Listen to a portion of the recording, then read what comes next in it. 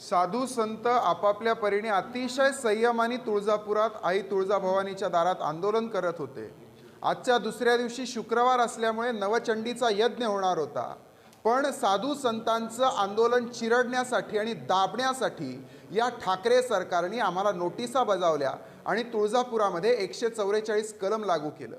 मुघलांपेक्षाही अतिशय वाईट आणि ब्रिटिशांपेक्षाही काळं सरकार या राज्यामध्ये अस्तित्वात आलेलं आहे आणि आणीबाणीसारखी परिस्थिती लागू करून सरकार विरोधात कोणीही जाऊ नये आणि जनभावना मांडू नये याकरता गळे दाबण्याचं काम हे ठाकरे सरकार करत आहे। यांना निश्चितच याचं प्रायश्चित्त भोगावं लागेल।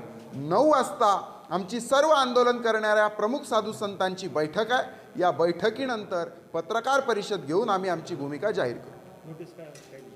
नोटीस आम्हाला बजावण्यात आली आणि सांगण्यात आलं की तुळजापुरामध्ये आंदोलन करत असल्यामुळे आम्ही 144 कलम लागू केलंय। कोणत्याही प्रकारे जमाव आणि आंदोलन आपल्याला करता येणार नाही। जर असं करण्यात आलं तर सर्वांना अटक होईल, गुन्हे दाखल होतील आणि परिस्थिती चिघळू शकेल। 9 वाजता आमची साधू संतांची बैठक आहे। या बैठकीत सर्वांशी चर्चा